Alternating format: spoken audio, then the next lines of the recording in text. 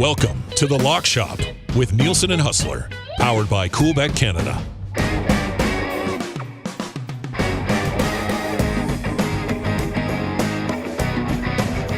Lock Shoppers, what is up? Dusty and Huss back with you once again. Happy Thursday, everybody. Thank you very much for being here on the Nielsen Media Coolbet Network. Lock Shop brought to you by our great partners at Coolbet. If you're not yet signed up for an account, you are missing out on a lot of partner partners as of lately. So yes, hop in there. Use the code LOCKSHOP when you sign up, Huss. What's up, buddy? Nice little partner parlay yesterday, man. It was a thing of beauty. And I gave out the lock of the century of the week on the daily pick as well. Warriors to cover the number. And I mean, listen, happy Thursday. It was a very happy Wednesday in the Lock Shop. That Warriors, I think both of us went on that one a little bit more. I haven't felt that good about a game in a long time, to be perfectly honest with you. And it's strange because I am not on the ups and downs of the NBA night in and night out like I am the National Hockey League. But it just seemed like we knew what was going to happen and it came through. And listen, the Leafs and the Oilers got it done as well. I know by the time that thing went up, it was plus 485, but that was plus 500 when we did the show. Good reason to watch the Lock Shop live and get on those exclusives because, sometimes when there's a lot of action on it, the number might come down a little bit. Nevertheless, though, close to 5-1 for everyone that rode. And it was an absolutely beautiful night. Not a lot of stress, although the Lakers did have it somewhat close. Yeah, I know.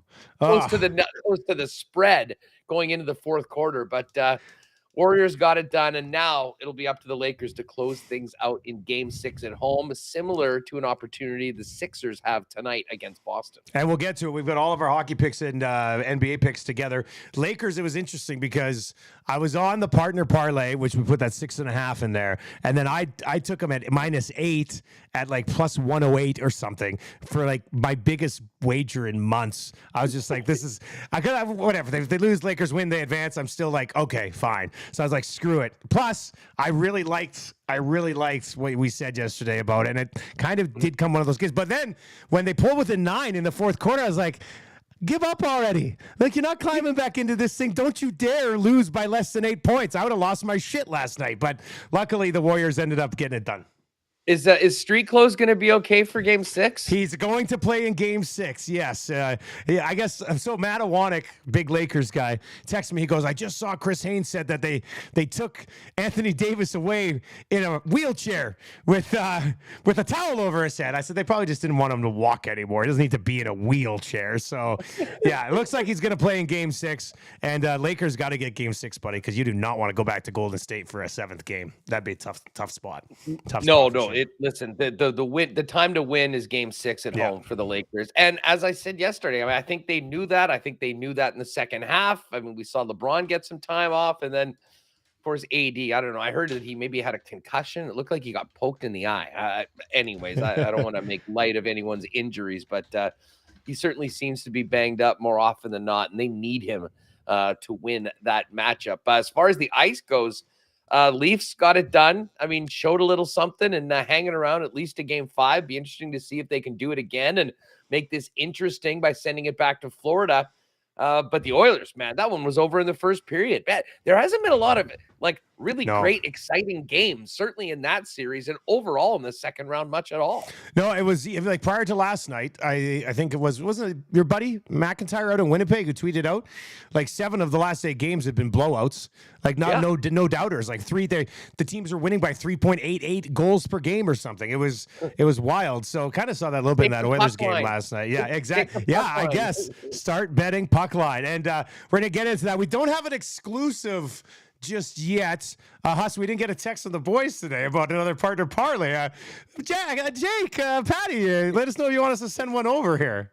We might be on the suspended list after last night and what's been going on lately, but you can certainly make your own. Check the exclusives later on. We might put some of these together, but only 2 games tonight in the National Hockey League. And it is, I mean, for Canadian hockey fans, it's sort of on when the Oilers and Leafs are playing and off. I mean, certainly the Jersey-Carolina series in Dallas-Seattle doesn't quite have the same cachet as the 2 series with the Leafs and Oilers playing, but we've got 2 good ones tonight. I know you're on Carolina money line. Part of me part of me thinks I don't know whether I'll have the stones to bet the New Jersey money line to get this thing to the sixth game. I think that they'll come back much better than they were. I think they showed some of their immaturity, frankly, in game number 4.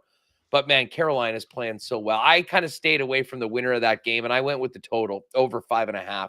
It seems like one way or the other, one of these teams is putting up a bunch of goals. Yeah. And I was a little surprised, to be honest, that the total is still just 5.5, and it's minus 119 on the over. So I'm taking the over 5.5 in that game. And as I say, I've got a slight, maybe this is just wishful thinking because I've got a bunch of devils in my playoff pool. I'm thinking, how can they get it to game 6?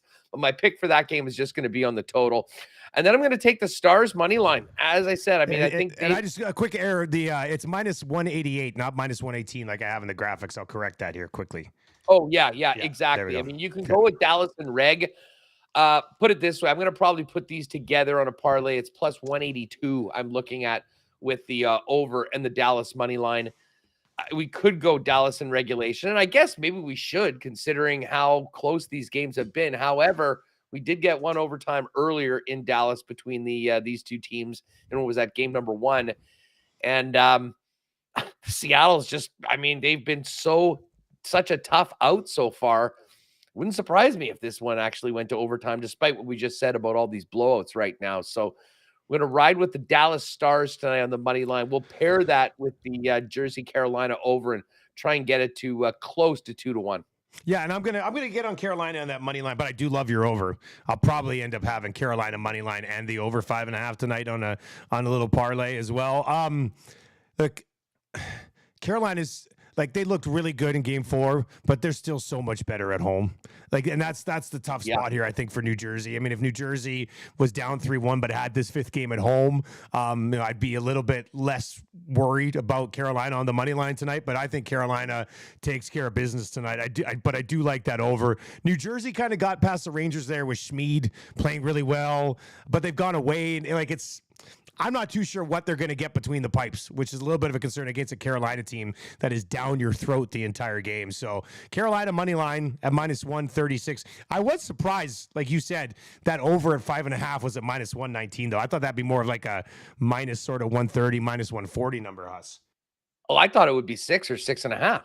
I mean, just bump that whole number up. 8 in one game, and we saw the goals go in last night. Goaltending has not been particularly great for either team so far in this series overall. I guess Carolina had a couple good games early on. Anyways, this, and maybe we just do a little bet builder with the Canes money line and the over 5.5. Either that, or if you think, I mean, as I say, I don't have a strong enough feel on the money line either way, so we'll stick with that. I'm trying to think here if we could like work together. Yeah, like a 3-gamer here. Like I'm on Dallas, Seattle, or a 3-pick partner parlay. I'm on Dallas, Seattle, but I moved it. It's at 5.5. I bumped it up to 6.5, minus 154. Ottinger back at home. I know Seattle's got to him here. I think Dallas back at home might probably tighten things up a little bit. Should be a really good hockey game, though. I'm really looking forward to that one tonight. But I put that one at under 6.5. So. Yeah, I don't know. I mean, we could go with, I like Dallas money line. I like New Jersey, Carolina over 5.5. Yeah, I don't know. So maybe we could throw in we're kind of out of sync on that Sixers Celtics game as well. So listen, as I said, they haven't been beating it down the door on us. Maybe we save our partner parlay for a big banger tomorrow. Big Friday. With the Leafs and the Oilers playing. And by the way, speaking of partner parlays, our series partner parlay for round 2 looking a hell of a lot better after the last 2 nights. Now, we had Florida, but again, we had Florida plus 1.5. That's already cash. Oh, yeah, that's cash. Even if the Leafs come all the way back and happen to win the series, that one's in the bank. So we basically need Dallas to win their series and Edmonton to win their series. And if you look right now, I mean, if you are on this and wanted to hedge one way or the other, essentially what you need to do is go bet either the Vegas Golden Knights or the Seattle Kraken to win their series. And both of those numbers, I was looking, Dallas, I think, is minus 217 to win the series. And the Oilers are in and around 167, 170 or so favorites. So you could certainly hedge your bet on either of those.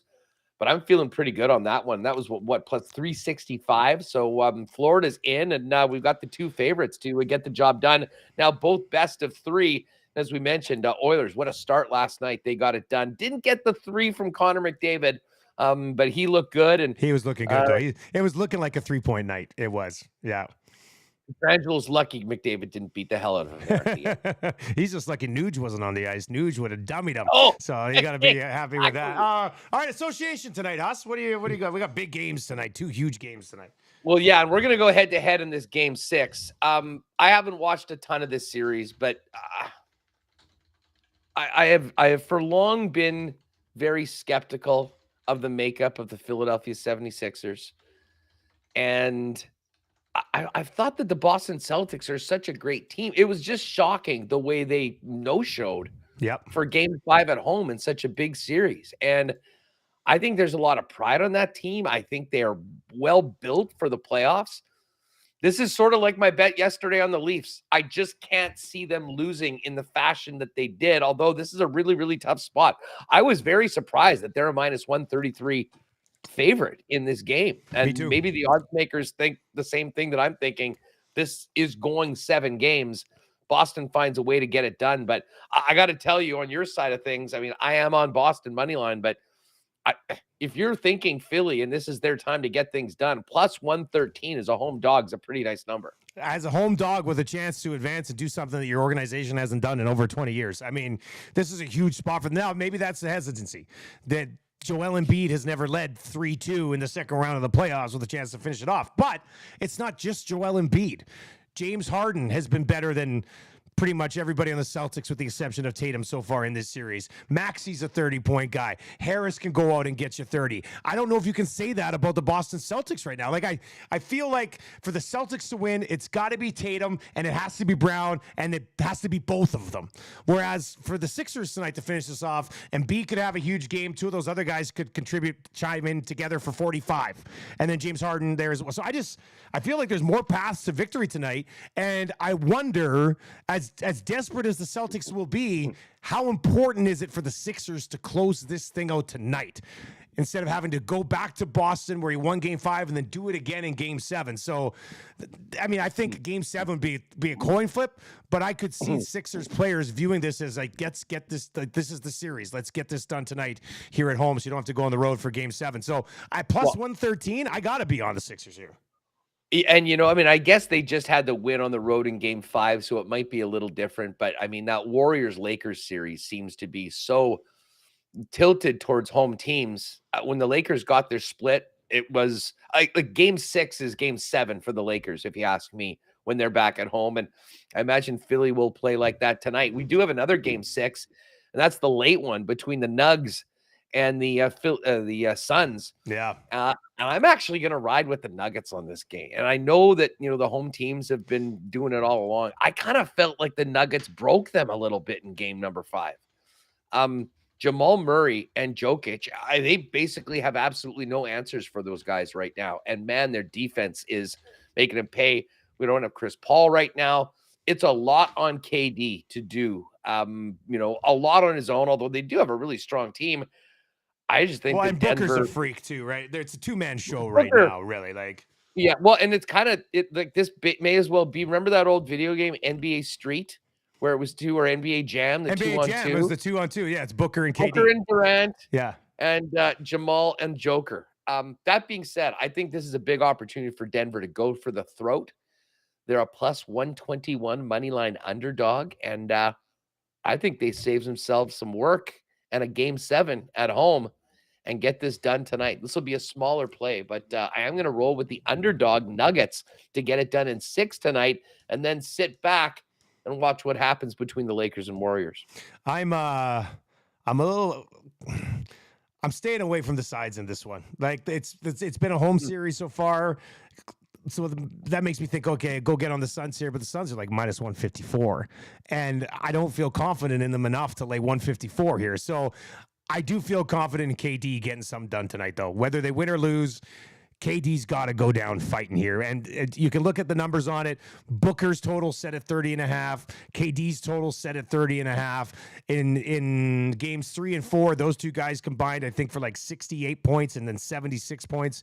They were absolutely, or maybe it was 76 and 84 or something. Like they were ridiculous in those other 2 home games. Booker at over 30.5 is like minus 150 something.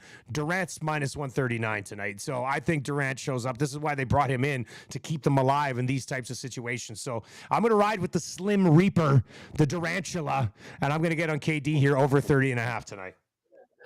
Well, I'm looking forward to that. I got to figure out what I'm going to throw out for the daily pick over on the Cool Bet socials. I think I might just lean on that over between Jersey and Carolina, because the Dallas number is too chalky, although maybe we did hit them in regulation. Idea.